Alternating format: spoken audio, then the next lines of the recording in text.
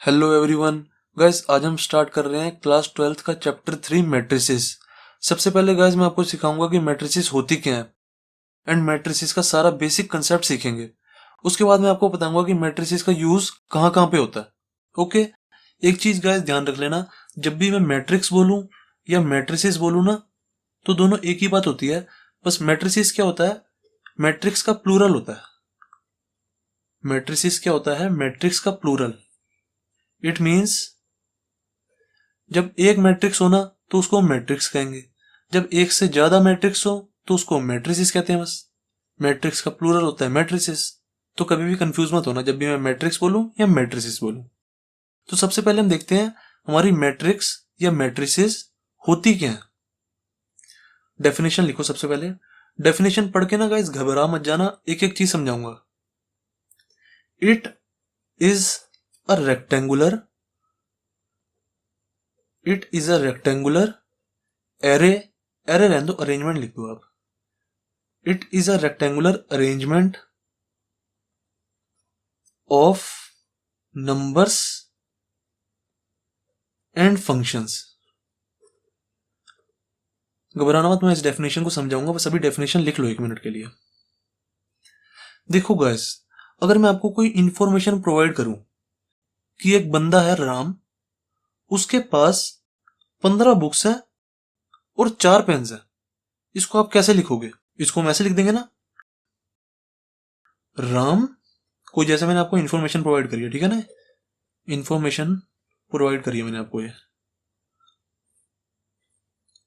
राम के पास 15 बुक्स हैं और 4 पेन्स हैं, इसको ऐसे लिख देंगे कई बच्चे, Ram has 15 books and 4 pens. जितने मर्जी पेन्स कह लो, 4 पेन्स कह देते हैं। फिर मैंने आपको एक और इन्फॉर्मेशन प्रोवाइड करी कि एक लड़का है श्याम, उसके पास 10 बुक्स है और 2 पेन्स हैं, लिख देते हैं, Shyam has 10 books and 2 pens. अब मैंने आपको एक और इन्फॉर्मेशन प्रोवाइड करी कि जैसे कोई नाम ले लो, राजू ले लेते हैं, कोई भी ले लो यार, Raju has 20 books and 5 pens.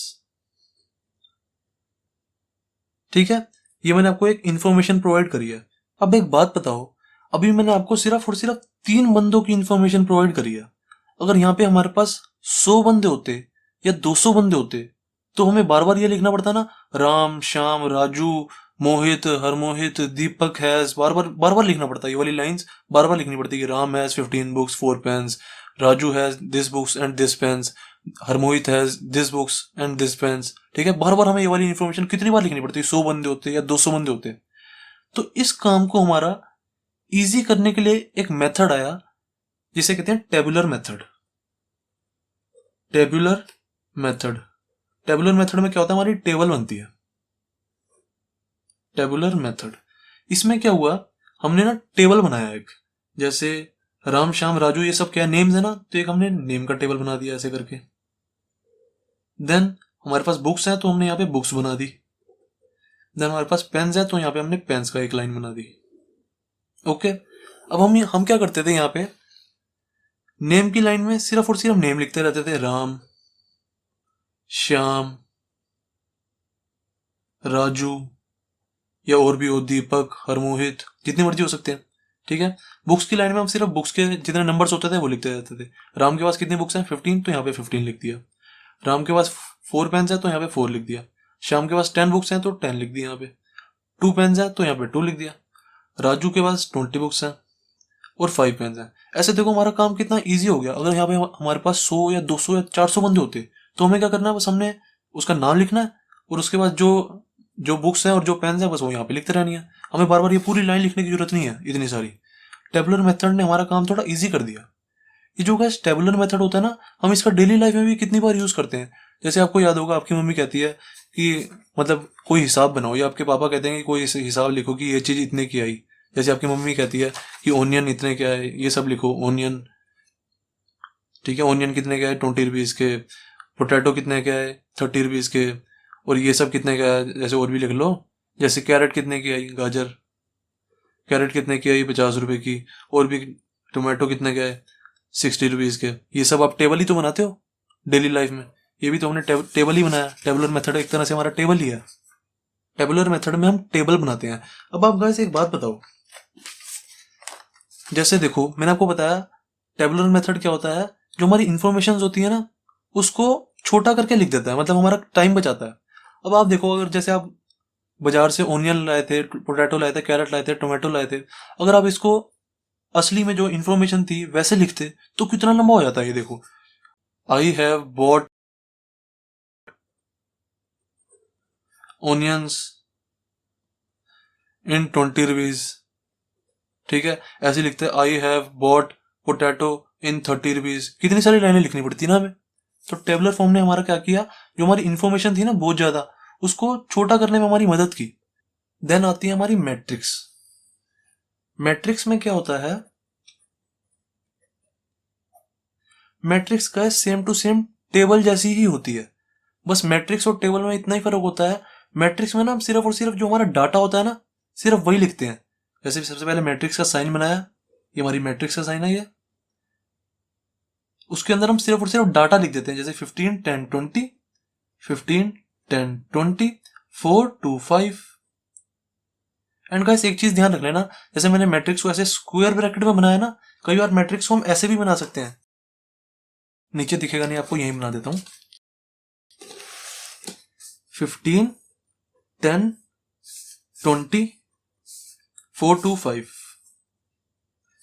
हम इसको ये वाली ब्रैकेट्स में भी बना सकते हैं, ठीक है, चाहे इस वाली ब्रैकेट में बना दो चाहे इस वाली ब्रैकेट में बना दो। ज्यादातर हमारी एनसीईआरटी में ना ये वाली ब्रैकेट यूज होती है तो हम इसी में बनाते हैं, पर अगर इसमें भी बना दूंगा तो भी गलत नहीं है, टेंशन मत लेना, ये भी बिल्कुल सही है ब्रैकेट।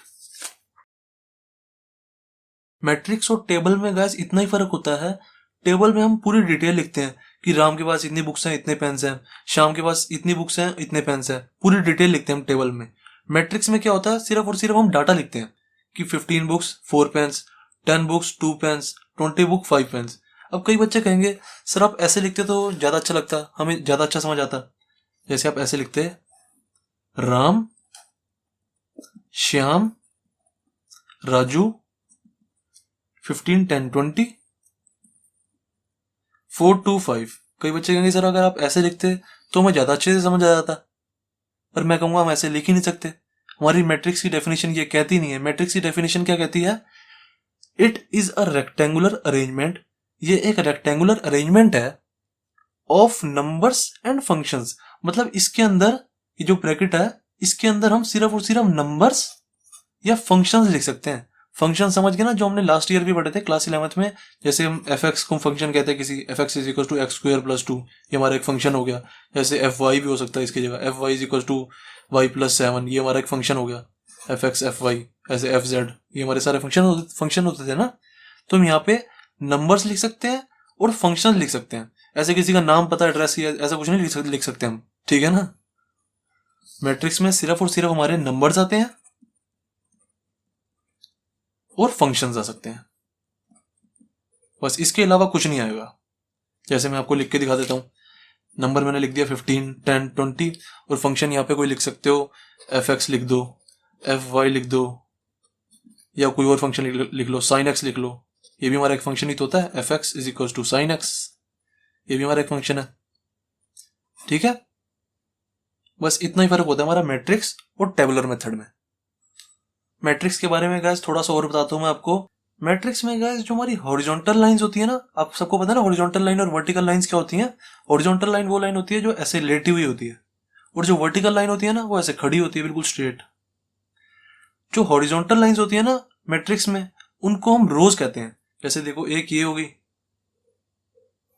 एक ये होगी रो, एक ये भी हमारी रो होगी, ये रो 1 होगी, ये रो 2 होगी, और ये हमारी रो 3 होगी, ठीक है।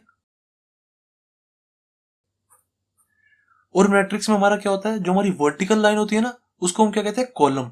जैसे यही 15 4 10 2 अगर मैंने ऐसे लिखा होता, 15 4 10 2 25, ये मेरी मैट्रिक्स थी जो ये वाली थी।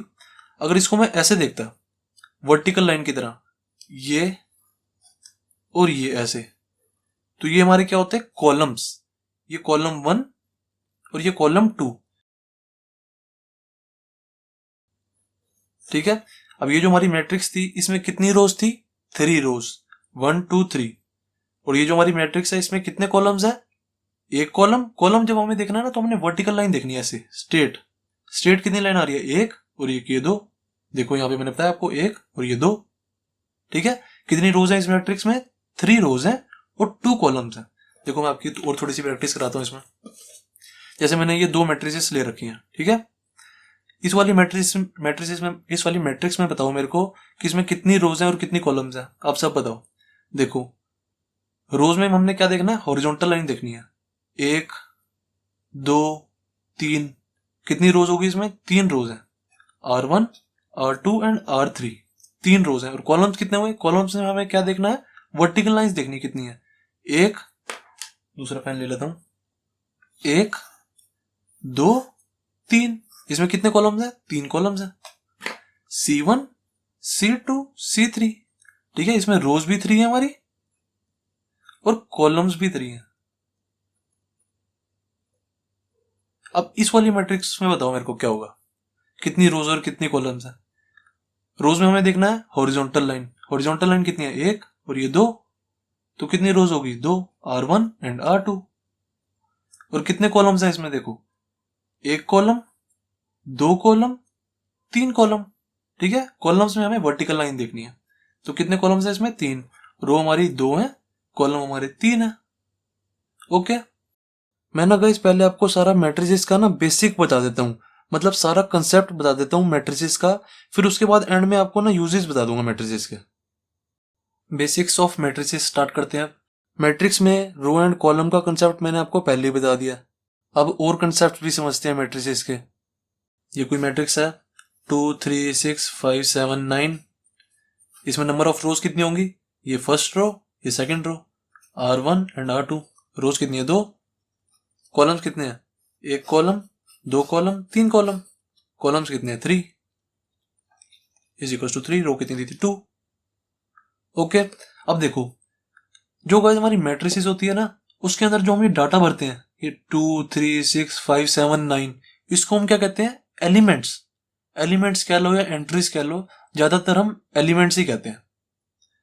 जो ये 2 3 6 5 7 9 है ना, ये सारे हमारे क्या है, एलिमेंट्स। 2 3 6 5 7 9, और भी अगर कोई भी डाटा होता, इन सबको हम एलिमेंट्स कहते हैं, एलिमेंट्स हैं ये। ओके, एंड गाइस जो भी हमारी मैट्रिसेस होती है ना, या मैट्रिक्स कह लो, उसको हम बिग लेटर से, कैपिटल लेटर से डिनोट करते हैं। जैसे ए कह लो, या बी भी कह सकते हो, यहाँ पे सी भी कह सकते हो। बस वो लेटर जो है ना वो कैपिटल होना चाहिए। बी इज इक्वल टू कोई मैट्रिसेस हो सकती है, सी इज इक्वल टू कोई मैट्रिक्स हो सकती है, ठीक है। कैपिटल लेटर होना चाहिए बस यहाँ पे, हम ऐसे डिनोट करते हैं मैट्रिक्स को।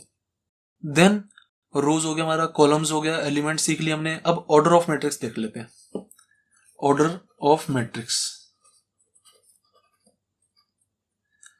ऑर्डर ऑफ मैट्रिक्स क्या होता है guys, number of rose into number of columns, ऐसे लिखते हैं। अभी बताता हूं, देखो पहले यहां पे लिख लो, number of rows cross number of columns. अभी समझाता हूं। जैसे देखो हमारी यही मैट्रिक्स ले लेते हैं, 2 3 6 5 7 9। इसके अंदर कितनी रोज थी, 2 रोज थी ना, और कॉलम्स कितने थे, 3, 1 2 3। रोज कितनी है हमारी, नंबर ऑफ रोज कितनी है, is equal to 2। Number of columns कितने हैं, 3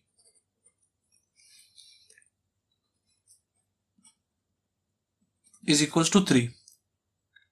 अब जो हमारा गाइस ऑर्डर ऑफ मैट्रिक्स होता है ना, हम उसको कैसे लिखते हैं, हम जैसे हमारे से कोई पूछे बताओ ये वाली जो मैट्रिक्स है इसको ऑर्डर क्या है, तो हम क्या बोलेंगे, 2 इंटू 3 का ऑर्डर है इसका। मतलब नंबर ऑफ रोज लिखी यहाँ पे 2 इंटू 3। कभी भी इसको मल्टीप्लाई मत कर देना, 2 इंटू 3 इक्वल टू 6 मत लिख देना ऐसे कभी भी। जब भी हमसे कोई पूछे ना ऑर्डर क्या है मैट्रिक्स का, तो हम बताते हैं सबसे पहले आती है रोज यहाँ पे, फिर आते हैं यहाँ पे कॉलम्स। हमेशा हमेशा ये होता है, यहाँ पे रोज होती हैं और यहाँ पे ये कॉलम्स होते हैं, number of columns, number of rows, number of columns. जब भी हमारे से कोई पूछे भाई बताओ ये कोई मैट्रिक्स लिखी है, इसको ऑर्डर क्या है, ऑर्डर ऑफ मैट्रिक्स क्या है ये वाली मैट्रिक्स का, तो हम क्या बोलेंगे 2 into 3 का ऑर्डर है इसका, या कई बार हम 2/3 भी कह देते हैं, उसमें कोई दिक्कत वाली बात नहीं है। मैं भी कई बार आपको जब आगे वीडियो चलेंगे ना, आगे एक्सरसाइज वगैरह कराऊंगा, तो मैं कभी बार इसको 2 into 3 कह लूंगा, कभी बार मैं इसको 2/3 कह लूंगा, कभी बार इसको मैं 2x3 भी कह दूंगा, इसमें कोई दिक्कत वाली बात नहीं है। पर कभी भी मल्टीप्लाई करके नहीं कहना इसको। कहीं कोई पूछे इसका बताओ ऑर्डर ऑफ मैट्रिक्स क्या है, आप कहो 6 का, भाई इसका ऑर्डर ऑफ मैट्रिक्स है 6, 2 into 3 6 होता है, क्योंकि ये गलत हो जाएगा। इसको कभी भी मल्टीप्लाई नहीं करते हम, ये ऑर्डर है हमारा 2 into 3। जैसे कोई मैट्रिक्स है हमारी 3 5 7 9 1 2 8 5 6 1 2 3, ऐसे कुछ भी मैट्रिक्स है हमारी।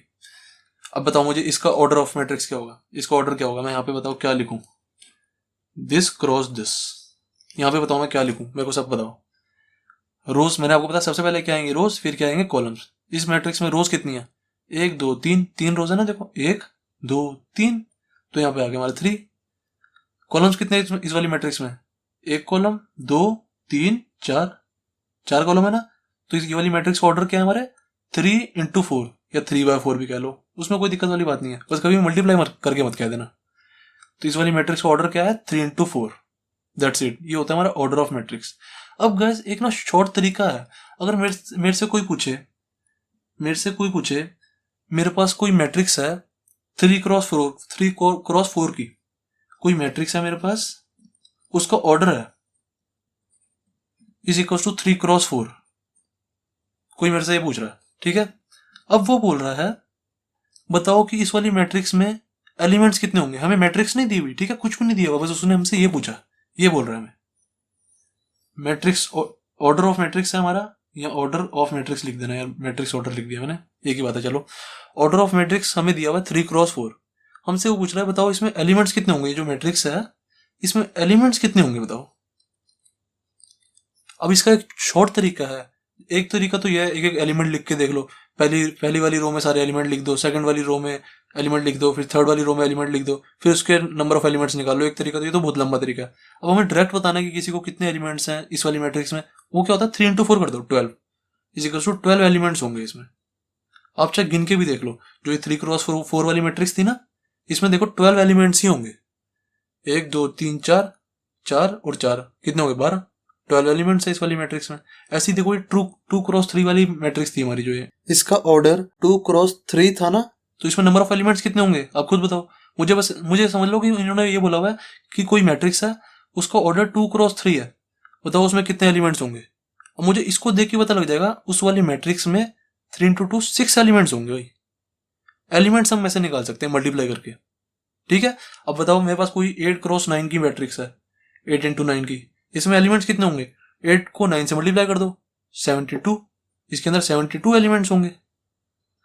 पर अगर मेरे से कोई पूछे ऑर्डर क्या है, तो ऑर्डर में कभी मल्टीप्लाई मत कर देना, ऑर्डर क्या है मैट्रिक्स का 8x9 या 8 into 9 कह लो या 8/9 कह लो, एक ही बात है, ओके। ये हमारे नंबर ऑफ एलिमेंट्स निकालने का तरीका है। आप यहाँ पे नंबर ऑफ एलिमेंट्स का फॉर्मूला लिख सकते हो, number of elements is equals to number of elements is equals to होता है मल्टीप्लीकेशन ऑफ, मल्टीप्लाई या मल्टीप्लीकेशन कह लो, multiply of number of rows and columns, number of rows and number of columns. It means जैसे guys अगर मैं number of रोज को m कहूं, m, और नंबर ऑफ रोज को n कहूं, ठीक है, नंबर ऑफ रोज कितनी है, जैसे m कुछ भी हो सकता है ना, m की जगह 3 हो सकता है, m की जगह 4 हो सकता है, और n की जगह नंबर ऑफ कॉलम्स को मैं डिनोट कर रहा हूँ बस, और कुछ नहीं कर रहा। नंबर ऑफ रोज को मैं m डिनोट कर रहा हूँ और नंबर ऑफ कॉलम्स को n डिनोट कर रहा हूँ, तो इसका क्या होगा m into में n मल्टीप्लाई। यही तो मैं कर रहा था, देखो जब 3x4 की मैट्रिक्स थी तो 3 into में n कर रहा था, 3 into में 4 कर रहा था, 3 into में 4 इज इक्वल टू क्या हो जाएगा 12।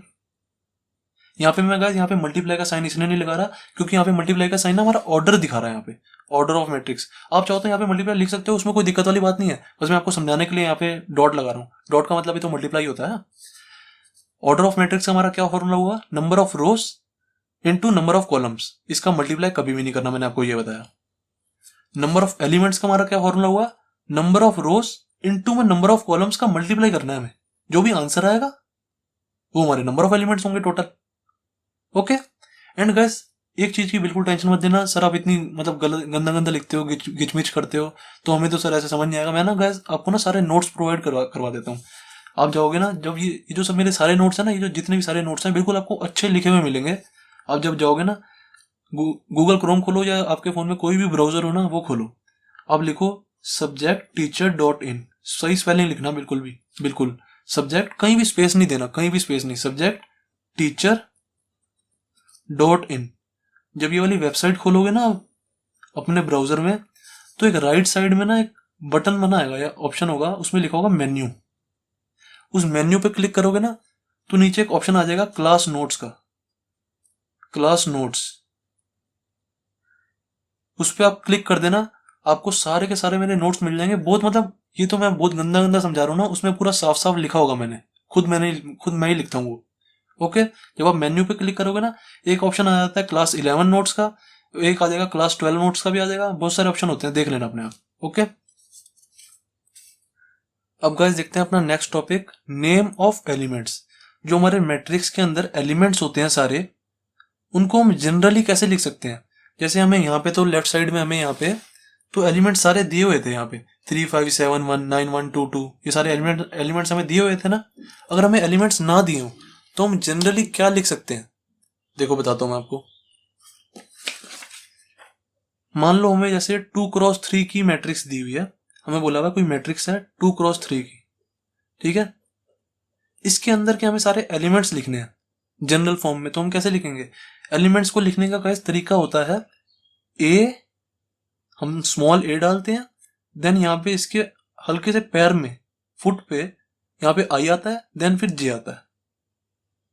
देखो गैस आपने कई बार सुना होगा, देखा होगा, जैसे लिखा होता है 8 2 3 इज इक्वल्स टू 5 है, A1 2 इज इक्वल्स टू क्या है 8 है।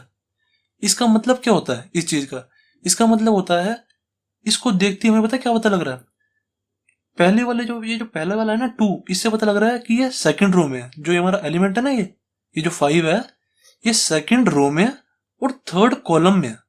इस चीज से हमें रो पता लगता है और इस चीज से हमें कॉलम पता लगता है उसका। ये जो आई है हमारा, इसका क्या मतलब हुआ, विच रो, कौन सी रो है, विच रो। ये जो जे है हमारा, इससे क्या पता लगता है, विच कॉलम, ठीक है, विच कॉलम। जैसे देखो हमारा ये A12 है, इससे क्या पता लगेगा हमें, फर्स्ट रो सेकंड कॉलम में आता है ये 8। ओके, जैसे देखो अब मैं आपको लिखना बताता हूँ सबसे पहले। जैसे 2x3 की मैट्रिक्स है, इसके अंदर एलिमेंट्स कितने होंगे, सबसे पहले तो मुझे ये बताओ। 2x3 की मैट्रिक्स है तो एलिमेंट्स कितने होंगे, 6, 2 इंटू 3 6 होता है, क्योंकि अब मुझे इन 6 बॉक्सेस को भरना है। जैसे मान लो इसके अंदर मुझे एलिमेंट्स डालने हैं, तो क्या लिखूंगा मैं, मुझे ऐसे जनरल फॉर्म में लिखना है, जैसे A12 A23 A56 ऐसे लिखना है, ठीक है। अब बताओ इसके अंदर मैं क्या डालूं, ये रो 1 है, ये रो 2 है, ठीक है। ऐसे ही कॉलम्स लिख लो, ये हमारा फर्स्ट कॉलम है, कॉलम 1, ये कॉलम 2 है, ये कॉलम 3 है। ओके, अब बताओ लिखो, यहाँ पे लिखेंगे ए तो सबके साथ ही आएगा, सब में आएगा, स्मॉल ए सब में होता है वो, ये लिखने का हमारा तरीका होता है, स्मॉल ए में लिखते हैं हम सारे एलिमेंट्स को। देखो A11 हो जाएगा, देखो इसकी रो 1 है ना, ये वाला एलिमेंट देखो, ये कौन सी रो में है, ये वाला एलिमेंट फर्स्ट रो में है ना, तो फर्स्ट रो की जगह देखो आई की जगह मैंने 1 डाल दिया। इसका कॉलम क्या है, ये जो एलिमेंट है ये, इसका कॉलम क्या है, कॉलम भी 1 ही है इसका, तो क्या आ जाएगा A11, ठीक है। अब देखो कॉलम 2 पे आ जाओ, इस मतलब ये वाले एलिमेंट पे, ये वाले एलिमेंट की रो क्या है, फर्स्ट रो है और सेकंड कॉलम है, तो इसको मैं कैसे लिखूंगा, ये तो लिखना ही है, first row second column A12, सही है। अब ये वाला जो एलिमेंट है इसको कैसे लिखूंगा, first row third column A13, सही है कि नहीं है। अब इस वाले एलिमेंट पे आ जाओ, इसकी रो देखो क्या है, सेकंड रो है और कॉलम 1 है, हमेशा रो पहले आएगी, रो क्या है 2 2, देन कॉलम क्या है फर्स्ट A21। ऐसी देखो ये वाला एलिमेंट देखो, इसकी रो क्या है सेकंड, कॉलम क्या है सेकंड, तो A22, ये क्या हो जाएगा A23, second row third column. अब ऐसे ही अगर हमें 3x4 की मैट्रिक्स दी होती, तो बताओ मुझे कैसे लिखते? 3x4 की 3x4 से हमें क्या पता लगता है? इस वाली मैट्रिक्स में 3 तो रोज होंगी और 4 कॉलम्स होंगे। देखो अब लिखते हैं इसके एलिमेंट्स। ए आई जे, आई से क्या पता लगता है हमें? कौन सी रो। जे से क्या पता लगता है? कौन सा कॉलम, विच कॉलम। देखो डालते हैं। पहले वाला एलिमेंट क्या हो जाएगा? रो 1 है ना। देखो ये रो 1 है, ये रो 2 है, ये रो 3 है। यहाँ पे कॉलम्स भी लिख देता हूँ मैं आपको। Column 1, column 2, column 3, column 4। ठीक है, 4 कॉलम्स है ना इसमें। अभी मैं शुरुआत में आपको इसलिए लिखवा रहा हूँ ताकि आपको थोड़ी प्रैक्टिस हो जाए। जब आपको प्रैक्टिस हो जाएगी ना तो ये R1, R2, R3, C1, C2, C3, C4 ये लिखने की आपको कोई जरूरत नहीं है। आप डायरेक्ट लिखा करोगे, खुद देख लेना। जैसे देखो, अब हमें ये वाला एलिमेंट लिखना है पहले वाला, तो क्या लिखूंगा? रो 1 कॉलम 1 है ना, तो A11। अब ये वाला एलिमेंट लिखना है मुझे यहाँ पे, तो इसका रो 1 है कॉलम 2 है, तो A12। सबसे पहले रो आएगी फिर कॉलम आएगा। फिर इसका क्या लिखेंगे? यहाँ पे जो एलिमेंट आएगा A13, ये वाला एलिमेंट A14 हो जाएगा। अब ऐसे ही देखो, ये वाला एलिमेंट यहाँ पे जो एलिमेंट होगा उसको क्या लिखेंगे? रो क्या है सेकंड, कॉलम क्या है फर्स्ट, तो 2 1। ठीक है, एक रो में तो रो तो सेम ही चलेगी ऑब्वियसली, तो इसकी भी रो सेम आएगी, इसकी भी रो सेम आएगी, इसकी भी रो सेम आएगी। कॉलम सबका बदलेगा यहाँ पे। इसको कॉलम क्या है 2, इसको कॉलम क्या है 3, इसको कॉलम क्या है 4। अब देखो यहाँ पे हमारी थर्ड रो आ गई, तो A3 तो यहाँ पे सबके साथ लिख ही दो। देन कॉलम सबके बदल जाएंगे। ये फर्स्ट कॉलम में है, ये देखो ये सेकंड कॉलम में है, ये थर्ड कॉलम में है, ये फोर्थ कॉलम में है। ओके, यहाँ पे हमेशा रो आएगी, सबसे पहले हमेशा रो चलती है और सेकंड नंबर पे हमेशा हमारा कॉलम चलता है। ओके, अब गाइस देखते हैं जो हमारी मैट्रिसेस होती हैं वो किस किस तरह की होती हैं। Types of matrices. सबसे पहले देखते हैं row matrix. Row matrix, row matrix guys वो मैट्रिक्स होती है जिसमें सिर्फ और सिर्फ एक रो ही होती है। अगर एक से ज्यादा रो होंगी ना किसी भी मैट्रिक्स में तो वो रो मैट्रिक्स नहीं होती। रो मैट्रिक्स वो मैट्रिक्स होती है जिसमें सिर्फ और सिर्फ एक रो होती है। जैसे मैंने आपको कोई मैट्रिक्स लिख के दिखाई, A इज इक्वल टू 1 2 5, ये हमारी रो मैट्रिक्स हुई। 1 इंटू 3 की है ना ये, इसमें एक रो है और 3 कॉलम है। देखो रो तो एक ही है ना इसमें R1, कॉलम इसमें 3 है। ये एक कॉलम हो गया, ये 2 कॉलम हो गया, ये 3 कॉलम हो गया, पर रो तो एक ही है। ओके, तो ये 1 इंटू 3 की मैट्रिक्स है। जिसमें रो सिर्फ एक ही हो ना वो रो मैट्रिक्स होती है। जैसे और एग्जांपल देता हूं आपको, A इज इक्वल टू 1 5 7 9 11। ये कितनी, इसमें बताओ कितनी रो है? रो तो एक ही है और कॉलम कितने हैं? 1 2 3 4 5, 5 कॉलम है, तो 1 इंटू में 5 की मैट्रिक्स होगी। रो हमेशा 1 ही आएगी। जिसमें ये वाली जो रो है ना 1 हो वो रो मैट्रिक्स होती है। जैसे एक और एग्जांपल ले लो, A इज इक्वल टू सिर्फ और सिर्फ 1 ले लेते हैं जैसे। अब ये बताओ, आप सब बताओ मेरे को, ये बताओ रो मैट्रिक्स है क्या है? ऑब्वियसली इसमें एक रो है, मैंने आपको बताया जिसमें एक रो है वो रो मैट्रिक्स होगी। ओके, तो ये रो मैट्रिक्स है। सही है ना। देन आप देखते हैं column matrix. Second, column matrix. Column matrix, column matrix guys वो मैट्रिक्स होती है जिसमें सिर्फ और सिर्फ एक कॉलम होता है, 1 कॉलम।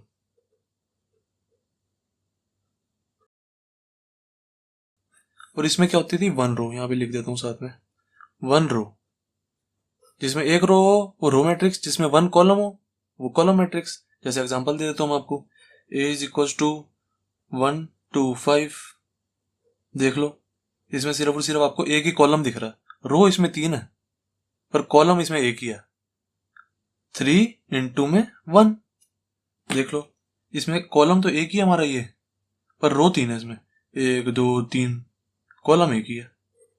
इसमें कॉलम सिर्फ एक ही हो वो क्या होती है? Column matrix. एक और एग्जांपल दिखाता हूं आपको, A इज इक्वल टू 1 5। ये वाली मैट्रिक्स बताओ मेरे को क्या है? कॉलम इसमें एक ही है, जिसमें एक ही कॉलम हो वो कॉलम मैट्रिक्स। रो इसमें 2 है, एक रो 2 रो, तो कितनी होगी? 2 रो इंटू में कॉलम 1। ठीक है, देखो कॉलम इसमें 1 चल रहे हैं, जिसमें कॉलम 1 चले कॉलम मैट्रिक्स, दैट्स इट। एक और एग्जांपल देता हूं, जैसे मैं A इज इक्वल टू 1। अब ये बताओ मेरे को आप सब, ये क्या है? ये कौन सी मैट्रिक्स है? ये जो गाइस हमारी मैट्रिक्स होती है ना जिसमें सिर्फ और सिर्फ एक ही एलिमेंट हो। जैसे ये था, इसमें भी एक ही एलिमेंट है। जैसे ये वाली मैट्रिक्स है, इसमें सिर्फ और सिर्फ एक ही एलिमेंट है। ये वाली जो मैट्रिक्स होती है ना गाइस, ये सब कुछ होती है। ये आपकी रो मैट्रिक्स भी होती है, कॉलम मैट्रिक्स भी होती है, स्क्वायर मैट्रिक्स भी होती है, डायगोनल मैट्रिक्स भी होती है। अभी आप पढ़ोगे square and diagonal matrix, tension मत लो। जो ये वाली मैट्रिक्स होती है ये सब कुछ होती है। अब जैसे देखो, इस वाली मैट्रिक्स को आप क्या लिख सकते हो, इसमें एक ही रो है, एक ही कॉलम है, रो भी इसमें एक ही है, कॉलम भी इसमें एक ही है, तो 1 into 1 लिखेंगे इसको। अब देखो, जब मैंने आपको बताया था, जब भी एक रो हो उसको रो मैट्रिक्स कहते हैं, जब भी एक कॉलम हो तो उसको कॉलम मैट्रिक्स कहते हैं। इट मीन्स जो ये वाली मैट्रिक्स है ये रो मैट्रिक्स भी है और कॉलम मैट्रिक्स भी है, दोनों है। ओके, देन थर्ड पे आते हैं स्क्वायर मैट्रिक्स। ये तो बहुत इंपॉर्टेंट मैट्रिक्स है, हर जगह दिखेगी आपको, कहीं जान नहीं छोड़ेगी आपकी। जो स्क्वायर मैट्रिक्स है ना, ये आप चाहे इंजीनियरिंग कर लो, आगे जितना मर्जी पढ़ लो, स्क्वायर मैट्रिक्स तो आएगी ही आएगी। स्क्वायर मैट्रिक्स गाइस वो मैट्रिक्स होती है जिसमें number of rows is equal to होते हैं नंबर ऑफ कॉलम्स के। Number of rows is equal to number of columns. Okay, columns. अगर मैं नंबर ऑफ रोज को m कह लूं, m, और नंबर ऑफ कॉलम्स को n कह दूं, तो m is equal to n हो गया ना। इट मीन्स, मतलब मैं शॉर्ट फॉर्म में बता रहा हूं, इसमें स्क्वायर मैट्रिक्स में m is equal to n होता है ऑलवेज। ठीक है, नंबर ऑफ रोज को हम जनरली m से डिनोट करते हैं, नंबर ऑफ कॉलम्स को जनरली हम n से डिनोट करते हैं। ठीक है, इसलिए मैंने यहाँ पे लिखवा दिया m is equal to n। Square matrix में हमेशा हमारा m is equal to n होता है ऑलवेज। इट मीन्स, जैसे देखो मैंने कोई मैट्रिक्स लिखी, a इज इक्वल टू 1 2 3 4, ये कोई मैट्रिक्स लिखी मैंने। देखो इसमें नंबर ऑफ रोज भी 2 है। ये देखो इसमें दो ही रोज है हमारी, एक रो, दो रो, रो 1 रो 2, दो रोज है ना इसमें। और कॉलम्स भी देख लो हमारे दो हैं, एक कॉलम दो कॉलम, कॉलम 1 कॉलम 2। सही है ना, तो लिख दो यहाँ पे 2 into 2 की मैट्रिक्स है। It means m into n है ना, देख लो m और n, number of rows number of column same है। एक और एग्जांपल देता हूं मैं, जैसे आपको a इज इक्वल टू 1 3 5 7 9 11 4 5 6। ठीक है, अब देखो इसमें रोज कितनी है, रोज इसमें 3 है, कॉलम्स भी 3 है, एक रो दो रो तीन रो, R1 R2 R3, और कॉलम्स भी देख लो 3 है इसमें, एक कॉलम दो कॉलम तीन कॉलम। सही है ना, तो ये कितने की मैट्रिक्स हुई, 3 into 3 की। रोज भी 3 है इसमें, कॉलम्स भी 3 है, C1 C2 C3, तो 3 into में 3 की मैट्रिक्स होगी। ओके, जो स्क्वायर मैट्रिक्स होती है ना, उसमें आपको देखते ही पता लग जाएगा, उसमें ये और ये ना दोनों इक्वल लिखे होंगे ऑब्वियसली। जैसे 3 into 3 की होगी, 4 into 4 की होगी, 5 into 5 की होगी, 1 into 1 की भी हो सकती है, आपको देखते ही पता लग जाएगा। जैसे देखो एक और एग्जांपल देता हूँ, a इज इक्वल टू 1 का, जैसे यही 1 की जगह इस बार 2 ले लेते हैं। देखो इसमें देखो नंबर ऑफ रोज भी 1 है, नंबर ऑफ कॉलम्स भी 1 है, 1 into 1 की मैट्रिक्स है ना ये। दैट्स इट, तो ये भी स्क्वायर मैट्रिक्स हुई हमारी। ओके, समझ आ गई ना। अब गाइस नेक्स्ट देखते हैं diagonal matrix. Diagonal matrix, diagonal matrix का same to same square matrix की तरह ही होती है बिल्कुल। बस डायगोनल मैट्रिक्स और स्क्वायर मैट्रिक्स में इतना ही फर्क होता है, डायगोनल मैट्रिक्स में ना सिर्फ सिर्फ डायगोनल में एलिमेंट्स होते हैं, जो मेन एलिमेंट्स होते हैं ना वो सिर्फ और सिर्फ डायगोनल में होते हैं, बाकी सारी जगह जीरो होती है। टेंशन मतलब मैं समझाता हूँ, मुझे पता समझ नहीं आया किसी को भी।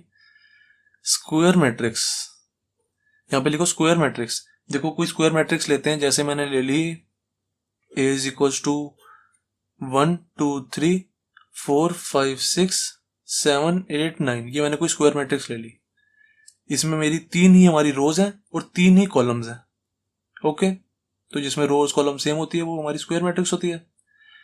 अब देखो डायगोनल मैट्रिक्स और स्क्वायर मैट्रिक्स में बस इतना ही फर्क होता है, जो हमारी डायगोनल मैट्रिक्स होती है ना उसमें सिर्फ और सिर्फ डायगोनल में एलिमेंट्स होते हैं, सिर्फ और सिर्फ यहाँ पे एलिमेंट्स होंगे, 1 होगा 5 होगा 9 होगा, और बाकी सारी जगह ना 0 होगा।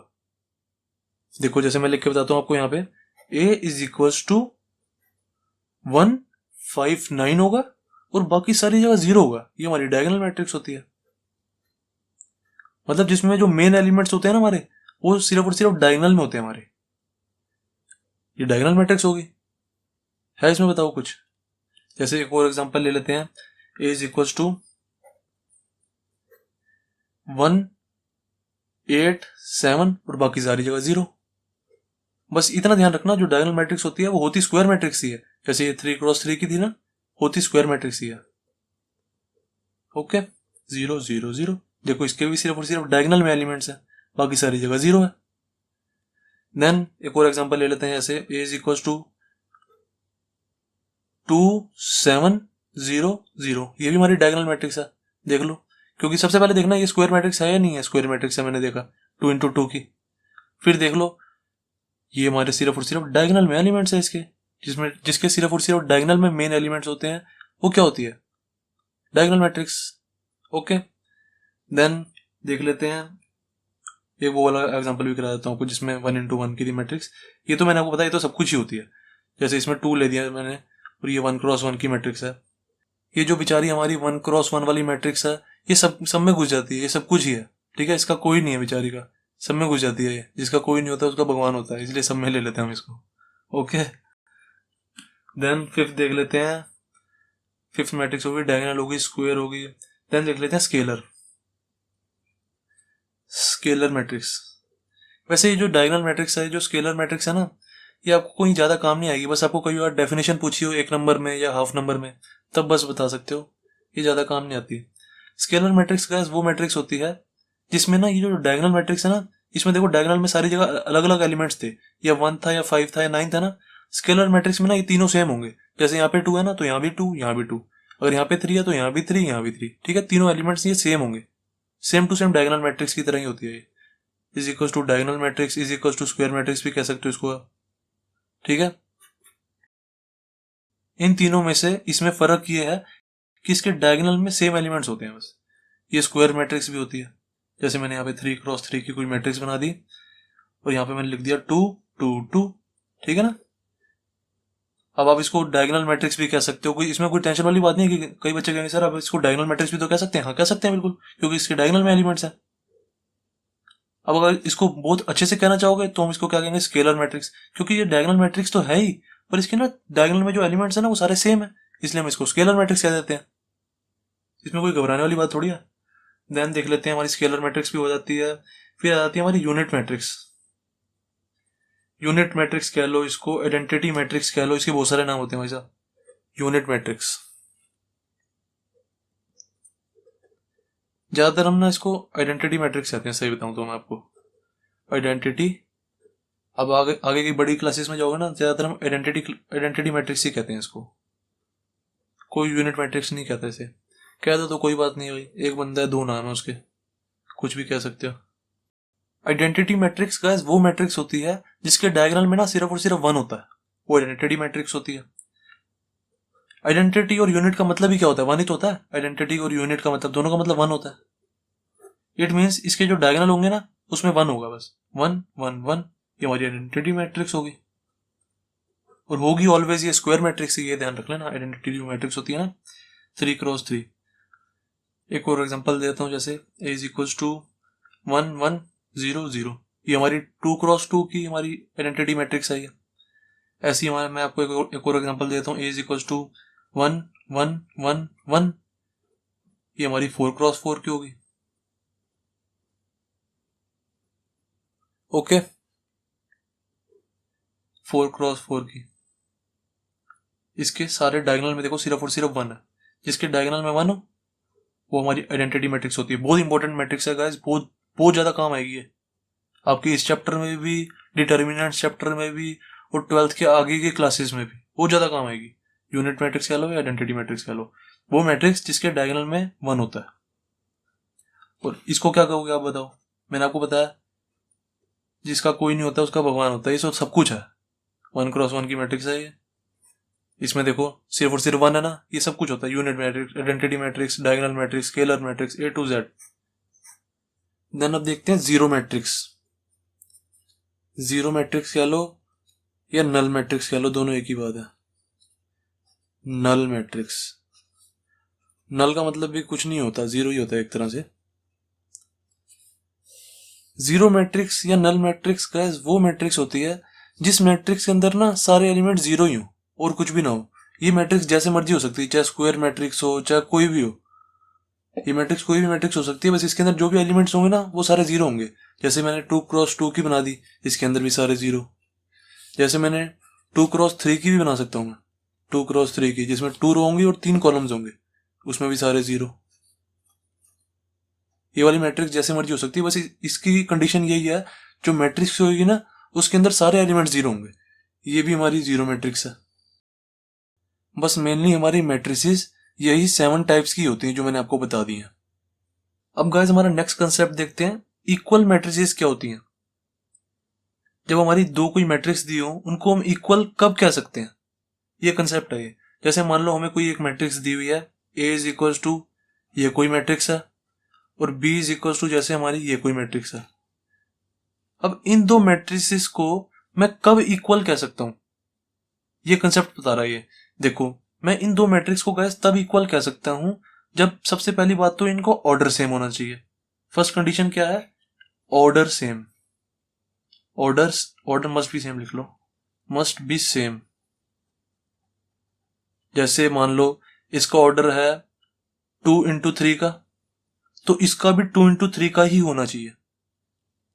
एक कंडीशन तो ये, अगर इसका 5x6 का है तो इसका भी ऑर्डर 5x6 का ही होना चाहिए। मतलब जितनी रोज कॉलम इसमें, उतने ही रोज कॉलम इसमें होना चाहिए। ऑर्डर हमारा यही तो बताता है, नंबर ऑफ रोज और नंबर ऑफ कॉलम्स, यही तो बताता है हमारा ऑर्डर। मतलब जितनी नंबर ऑफ रोज और नंबर ऑफ कॉलम्स इसमें, उतना ही number of rows number of columns इसमें होना चाहिए। पहली बात तो ये, पहली कंडीशन ये। दूसरी कंडीशन ये है कि इनके एलिमेंट्स भी सेम होने चाहिए। Elements must be same. Okay, जैसे इसके अंदर एलिमेंट्स है, मान लो 2, 5, 2x3 किया ना, तो इसमें एक और लिख देते हैं 1, और ये इसमें लिख लो नीचे यहाँ पे 3, 7, 9, कुछ भी लिख सकते हैं। अब जो एलिमेंट्स इसमें है वही एलिमेंट्स इसमें होने चाहिए, तब मैं इन दोनों को इक्वल कहूंगा। एक तो इसमें ऑर्डर सेम होना चाहिए, ऑर्डर क्या है 2x3, इसमें भी 2x3 है, चलो ठीक है। फिर इनके एलिमेंट्स भी सेम होने चाहिए, एलिमेंट्स भी सेम है, दैट्स इट, हमारी इक्वल मैट्रिक्स हो गई है। 2, 1, 5, 2, 1, 5 और 3, 7, 9। इसके अंदर भी एलिमेंट सेम है, इसके अंदर भी एलिमेंट सेम है। एक और एग्जांपल ले देता हूं मैं, जैसे आपको एक और एग्जांपल है, जैसे 2, 7, 8, 6, 1, 2, 3, 4, ये कोई मेरी मैट्रिक्स है। अब मैंने कोई भी ऐसी मैट्रिक्स लेनी है जो इसके इक्वल है, कैसे लूंगा मैं, सेम टू सेम, बिल्कुल ये डिट्टो मैट्रिक्स होनी चाहिए। 2, 7, 8, 6, 1, 2, 3, 4, ये हमारी इक्वल मैट्रिक्स है। देखो इसमें भी ये कितने की है, 2x4 की, ये भी 2x4 की है। अब मैं आपको एक क्वेश्चन बता रहा हूं, ये क्वेश्चन करके बताओ मेरे को। जैसे मैंने कोई मैट्रिक्स ली, A is equal to X, Y, Z, A, ठीक है, और मैंने कोई B मैट्रिक्स ली, B इज इक्वल टू 1, 2, 3, 4। अब मुझे इसका आंसर बताओ। मैंने आपको कंडीशन दे दी कि ये दोनों मैट्रिक्स ना इक्वल है, मैंने आपको कंडीशन दे दी है कि ये दोनों मैट्रिक्स इक्वल है। अब मुझे इसका आंसर बताओ, X, Y, Z और A की वैल्यू क्या होगी। मैंने आपको बताया जब भी ये दो मैट्रिक्स इक्वल होंगी तो इसके एलिमेंट्स इक्वल होंगे। It means X is equal to 1 है, X is equal to 1, Y is equal to 2, Z is equal to 3, A is equal to 4। सही है ना, मैंने आपको कंडीशन पहले ही दे दी है कि ये दोनों मैट्रिक्स इक्वल हैं। ऐसे क्वेश्चंस आपको एक्सरसाइज में भी मिलेंगे। जैसे देखो गाइस, मैं आपको एक और क्वेश्चन दे रहा हूं, ध्यान से बताना। ए कोई मैट्रिक्स है 1, 2, 3, 4, 5, 6, ठीक है, ये कोई मेरी मैट्रिक्स है। और बी कोई मैट्रिक्स है मेरी 1, 2, 3, 4, 5, 6, 7, 8, ठीक है।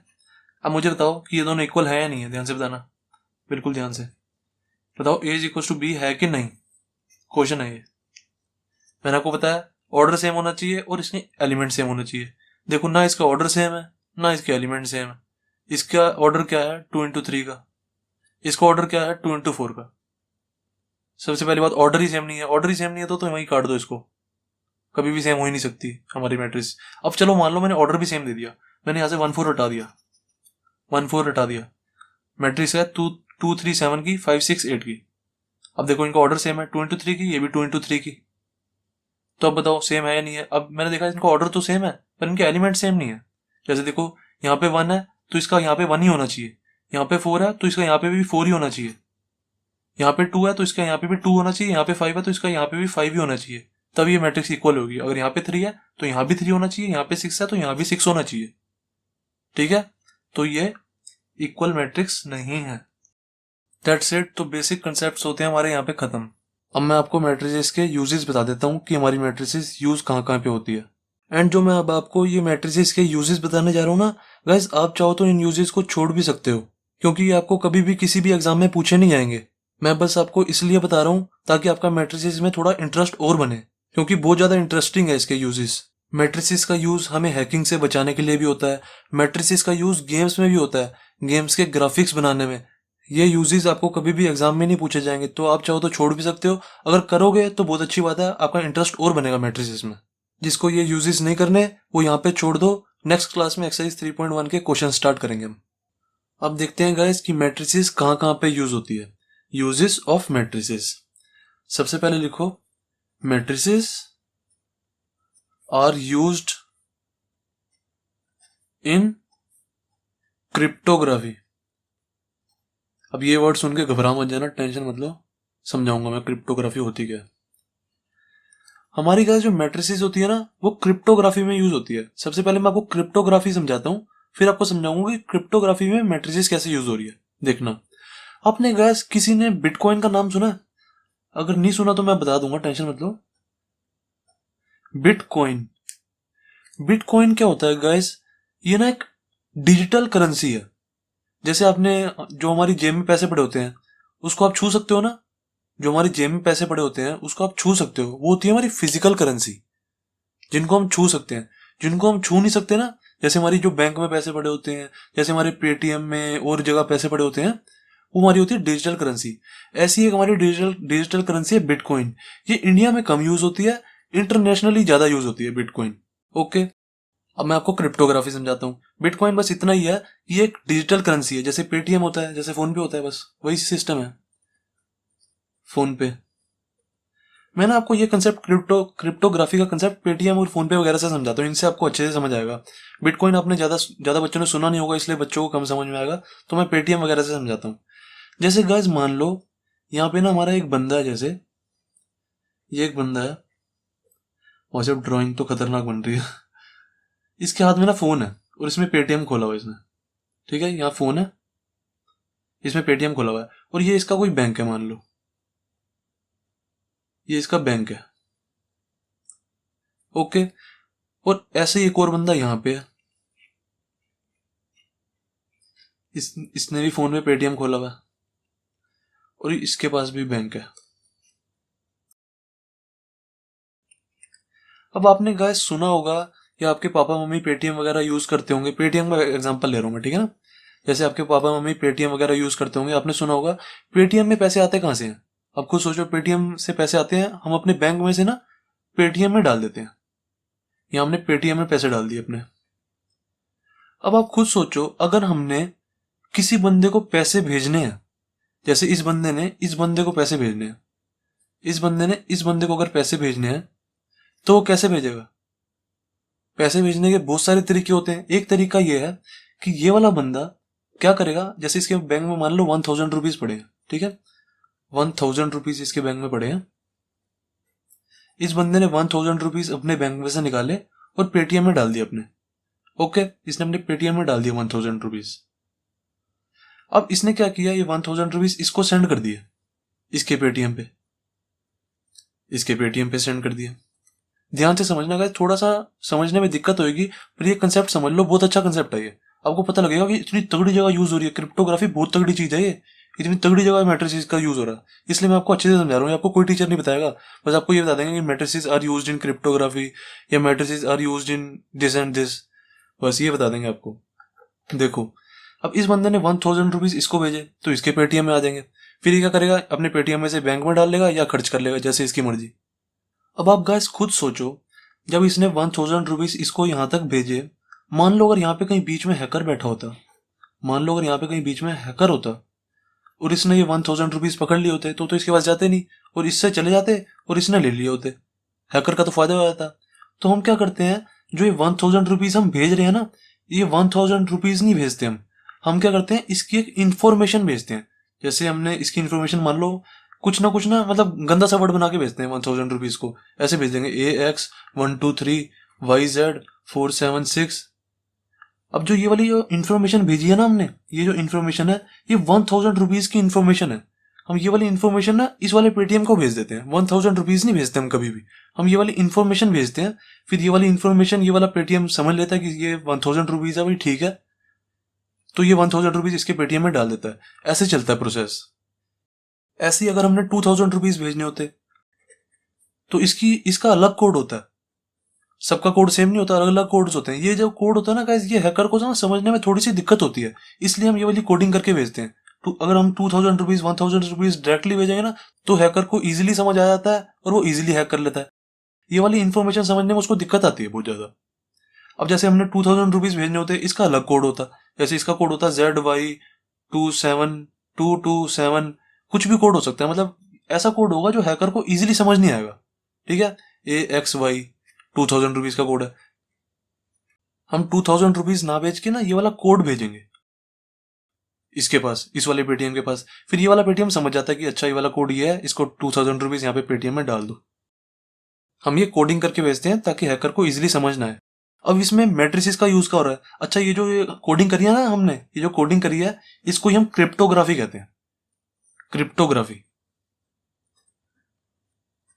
क्रिप्टोग्राफी का मतलब होता है हमने वो सेम टू सेम पैसे नहीं भेजे, हमने उसकी इंफॉर्मेशन को कोड करके भेजा। AXZY23 ZY227123, मतलब कि हैकर को वो इजीली समझना है। जो इन्फॉर्मेशन हैकर को इजीली समझ ना है उसको हम क्रिप्टोग्राफी कहते हैं। ओके, अब क्वेश्चन आता है, सर आपने क्रिप्टोग्राफी तो बता दी, पर आपने तो बोला था matrices are used in cryptography, तो इसमें मैट्रिसेस का यूज तो हुआ नहीं सर। अब मैं आपको बताता हूँ, देखो जो हमारी ये इन्फॉर्मेशन होती है ना, ये जो क्रिप्टोग्राफी है, ये जो कोड्स है हमारे, हम इसको ऐसे नॉर्मली नहीं भेजते, इसको हम मैट्रिसेस के अंदर रख के भेजते हैं। ऐसे मैट्रिसेस बनाते हैं और ये जो कोड्स है ना इनको हम मैट्रिसेस के अंदर रख के भेजते हैं। AX123YZ, ZY227 AXY, इनको हम ऐसे मैट्रिसेस के अंदर रख के भेजते हैं। इस इंफॉर्मेशन को हम डायरेक्टली नहीं भेज सकते, हम इसको मैट्रिसेस के अंदर रख के भेजते हैं। अगर हम इसको डायरेक्टली भेज देंगे ना ऐसे ही, तो फिर इसको हैकर को पढ़ने में थोड़ी सी आसानी हो जाएगी। जब हम इसको मैट्रिसेस में रख के भेजते हैं ना, फिर उस मैट्रिसेस को हैकर को खोलना पड़ता है, उसको बहुत ज्यादा मुश्किल होती है, इसलिए हम इसको मैट्रिसेस में रख के भेजते हैं। एंड मैट्रिक्स को रीड करना इतना आसान बात नहीं है, बच्चों का खेल नहीं है ये। ओके, तो यहां मैंने आपको बता दिया कि हमारी मैट्रिसेस का क्रिप्टोग्राफी में कहां यूज हो रहा है। एंड गाइज मैं आपको एक और बात बताता हूं, देखना आपका और इंटरेस्ट बनेगा इस चीज में। असल में क्या होता है गाइज, जो मैंने आपको पेटीएम फोन पे वगैरह का एग्जांपल लेके समझाया ना, असल में जो क्रिप्टोग्राफी यूज होती है ना वो पेटीएम और फोन पे में यूज नहीं होती, क्रिप्टोग्राफी यूज होती है बिटकॉइन में। तभी मैंने आपको सबसे पहले बिटकॉइन का नाम बताया था। बिटकॉइन वो करेंसी है जो इंटरनेशनली यूज होती है बहुत ज्यादा, मैंने आपको ये चीज बताई थी। अब आपके दिमाग में क्वेश्चन आएगा, सर पेटीएम फोन पे में यूज क्यों नहीं होती और बिटकॉइन में यूज क्यों हो रही है? बेसिकली क्या होता है, पेटीएम और फोन पे में ना हैकिंग बहुत कम होती है हमारी, और बिटकॉइन में बहुत ज्यादा होती है, बहुत ज्यादा हैकिंग होती है बिटकॉइन में। अब क्वेश्चन दिमाग में आएगा, सर ऐसा क्यों भी? अब मैं आपको एक इन्फॉर्मेशन देने जा रहा हूं जो आपका दिमाग खोल के रख देगा। देखो गैस, अब मैं आपको एक बात बताता हूं, जैसे आप गूगल पे सर्च करो सबसे पहले, $1 इज इक्वल टू क्या होता है? $1 इज इक्वल टू ज्यादा से ज्यादा 60 रुपीज होगा, 70 रुपीज होगा, 80 रुपीज हो जाएगा, 90 रुपीज हो जाएगा, या 100 रुपीज हो जाएगा। $1 इंडियन रुपीज की बात कर रहा हूं मैं, ठीक है, इंडियन रुपीज $1। अब अगर मैं आपको बताऊं एक बिटकॉइन की वैल्यू, देखना आपका दिमाग खुल जाएगा, तभी इसमें हैकिंग ज्यादा होती है, बहुत ज्यादा। 1 बिटकॉइन की वैल्यू पता है क्या है? 1 बिटकॉइन की वैल्यू होती है 7 लाख रुपीज, भाई साहब 7 लाख रुपए। अब बताओ हैकर इसको चुराएगा, हमारे रुपीज को चुराएगा, या 1 बिटकॉइन को चुराएगा? ऑब्वियसली बिटकॉइन को ही हैक करेगा ना वो, क्योंकि यहाँ पे फायदा बहुत ज्यादा है। मैं ऐसा नहीं कह रहा कि पेटीएम फोन पे में हैकिंग नहीं होती, पर बहुत कम होती है, बहुत ज्यादा कम। यहाँ पे बहुत ज्यादा होती है बिटकॉइन में। अब गाइस आप खुद सोचो, अगर कोई हैकर है, उसने एक बिटकॉइन एक दिन में हैक कर लिया, एक बिटकॉइन अगर एक दिन में हैक कर लिया तो उसका कितने का फायदा है? 7 लाख रुपीज का। एंड अगर 3-4 बिटकॉइन उसने कर लिए, 4 बिटकॉइन उसने हैक कर लिए, तो भाई वो लखपति करोड़पति बन जाएगा। खुद सोचो आप। इसलिए यहाँ पे क्रिप्टोग्राफी तो बहुत ज्यादा जरूरी है, मस्ट है बिटकॉइन में। तो समझ आ गया ना आपको मैट्रिक्स का यहाँ पे कहाँ यूज हो रहा है? आपके पैसे हैक होने से बचा रहा है यहाँ पे मैट्रिक्स, देख लो कितना तगड़ा काम कर रहा है। अब सेकंड यूज देखते हैं गाइस मैट्रिसेस का। सेकंड यूज और भी इंटरेस्टिंग है। Matrices are used in games also, used in games, हाँ भाई पबजी वालों आ जाओ सारे, पबजी फोर्टनाइट वाले सारे आ जाओ, एसफॉल्ट 8, जितनी भी सारी गेम्स है ना उन सब में हमारा मैट्रिसेस का यूज होता है। जो मर्जी गेम्स ले लो, पबजी ले लो, एसफॉल्ट 8 ले लो, काउंटर स्ट्राइक ले लो, फोर्टनाइट ले लो, जितनी भी गेम्स हैं सब में हमारा मैट्रिसेस का यूज होता है। कैसे होता है अब मैं आपको बताता हूँ। देखो, आपको गाइस शायद पता होगा या नहीं भी पता होगा, मैं आपको बताता हूँ। दुनिया में गाइस जितनी भी फिगर्स है ना, जितनी भी फिगर्स, जितनी भी मतलब शेप्स आपको नजर आ रही हैं आपके आसपास, वो सब ना इक्वेशन से बनती हैं, इक्वेशन से। जैसे देखो, अगर मुझे कोई ट्रायंगल बनाना है, अगर मुझे जैसे कोई ट्रायंगल बनाना है तो मैं क्या करूंगा, ट्रायंगल में क्या है, हमारी 3 लाइंस है ना, 3 लाइंस। अब एक लाइन की इक्वेशन क्या होती है सबको पता है, a x plus b y plus c is equal to 0, ये हमारी इक्वेशन ऑफ लाइन होती है ना, इक्वेशन ऑफ लाइन है। अब मुझे ट्रायंगल बनाना है तो मैं 3 इक्वेशन को जोड़ दूंगा, 3 इक्वेशन ऑफ लाइन को जोड़ दूंगा तो मेरा ट्रायंगल बन जाएगा। ऐसी हमारी बहुत सारी शेप्स बन सकती हैं। अब जैसे सर्कल है, सर्कल है, सर्कल की तो इक्वेशन हमें पता ही है, एक्स माइनस एच का square plus y minus k का square is equal to r का स्क्वायर। अभी आपको इक्वेशन से कोई मतलब लेना देना नहीं है, मैं आपको बस वैसे ही बता रहा हूँ, is equal to r square. तो देखो गाइस, जितनी भी हमारी गेम्स होती है ना उन सब में क्या होती है, फिगर्स होती हैं। जैसे कोई आदमी बना रहा है, आदमी बनेगा किससे, सोचो ना, आदमी, वो आदमी बना कैसे होगा। उसके ऊपर जैसे अगर उसका मुंह बनाना है, फेस बनाना है, तो हम ऐसे सर्कल बनाएंगे। अब उसको सर्कल को थोड़ा इधर उधर मोड़ना है तो उसकी और कुछ होता है प्रोग्रामिंग। ठीक है, मैं आपको बस मोटा मोटा बता रहा हूँ कि मतलब जो हमारी गेम्स होती है ना वो सारी इक्वेशन से बनती हैं। मैथमेटिक्स की इक्वेशंस लगती हैं उसमें, इक्वेशन ऑफ लाइन लगती है, इक्वेशन ऑफ सर्कल लगती है, इक्वेशन ऑफ हाइपरबोला, पैराबोला, वो दुनिया भर की इक्वेशंस। जैसे अगर आप कोई गेम खेलते हो उसमें घर भी बने आते हैं, बहुत सारी चीजें बनी आती है। जैसे घर बनाता है मान लो, तो घर कैसे बना होगा, जैसे मान लो हट बनी हुई है, तो हट कैसे बनेगी, देखो उसमें क्या है, ट्रायंगल है ऊपर, नीचे क्या है, रेक्टेंगल है, इनकी इक्वेशन लग जाएगी, ट्रायंगल की इक्वेशन लग जाएगी, रेक्टेंगल की इक्वेशन लग जाएगी। फिर यहाँ पे ये क्या हो जाएगा, यहाँ पे जैसे पैरेललोग्राम बन गया, पैरेललोग्राम की इक्वेशन लग जाएगी। यहाँ पे फिर जैसे ये स्क्वायर बन गया तो स्क्वायर की इक्वेशन लग जाएगी। इन सबको जोड़ दिया तो हट बन जाएगी। तो ऐसे गेम्स बनती है हमारी, गेम्स में भी हमारी इक्वेशंस का यूज होता है सारी। और उन इक्वेशंस को हम स्टोर किस में कराते हैं, मैट्रिसेस में। आ गया ना यूज फिर दोबारा मैट्रिसेस का, देख रहे हो, मैट्रिसेस का फिर दोबारा यूज हो रहा है गेम्स में। भाई साहब इतनी तगड़ी चीज में, गेम्स को बनाने में बहुत तगड़ी मेहनत लगती है, बहुत तगड़ा। तो गेम्स की इक्वेशन को स्टोर कराने के लिए, स्टोर हम किस में कराते हैं, मैट्रिसेस में। इसमें इक्वेशंस आ जाती हैं सारी। अब तो यारो मैट्रिसेस में इंटरेस्ट आना बनता है कि नहीं। गेम्स में यूज हो रही है, क्रिप्टोग्राफी में यूज हो रही है भाई साहब मैट्रिसेस। एक और चलो यूज बताता हूँ आपको, मैट्रिसेस के बहुत तगड़े यूज हैं, बहुत ज्यादा यूज हैं। अगर बताने लग गया ना मैं सुबह से लेकर रात हो जाएगी। एक और बता देता हूँ बस लास्ट, जैसे यूज इन ज्योमेट्री लिख लो, ज्योमेट्रीज में यूज होती है। ज्योमेट्री में वैसे इक्वेशंस वगैरह यही आ गई, यूज इन ज्योमेट्री। जैसे हमारे कोऑर्डिनेट्स होते हैं, इक्वेशंस ऑफ लाइंस होती हैं, मतलब इक्वेशंस होती हैं, बहुत सारी चीज होती हैं। जैसे हमें कोऑर्डिनेट्स दिए हुए, जैसे कोई x is equal to 2, y is equal to 3, z is equal to 5, ये सब हम मैट्रिसेस में स्टोर कर देते हैं। जैसे यहाँ पे हमने लिख दिया 2 3 5, ठीक है। ऐसी और कोई जैसे हमें कोऑर्डिनेट्स दिए होते, x is equal to 3, y is equal to 7, z equal to 9, उसको हम यहाँ पे स्टोर करा देते हैं 3 7 9। Coordinates used in geometry, geometry में कोऑर्डिनेट्स आते हैं, इक्वेशंस आती है, ये सब तो आता है। तो जितने भी हमारे कोऑर्डिनेट्स होते हैं 2 3 5 3 7 9, ये जो सारा डाटा है ना हमारा, इन सबको हम मैट्रिसेस में स्टोर करा सकते हैं। ऐसे ही हम इक्वेशंस को भी स्टोर करा सकते हैं। इक्वेशंस को मैंने अभी आपको ऊपर बता ही दिया। बस यूजेस को गाइस इतना ही रखते हैं, 2-3 यूजेस बहुत हैं। वैसे यूजेस तो हजारों से भी ज्यादा हैं, बहुत ज्यादा यूजेस हैं मैट्रिसेस में। मैंने आपको बताया सुबह से लेकर रात हो जाएगी अगर बताने लग गया तो। That's it. तो बेसिक कंसेप्ट्स होते हैं हमारे यहाँ पे खत्म।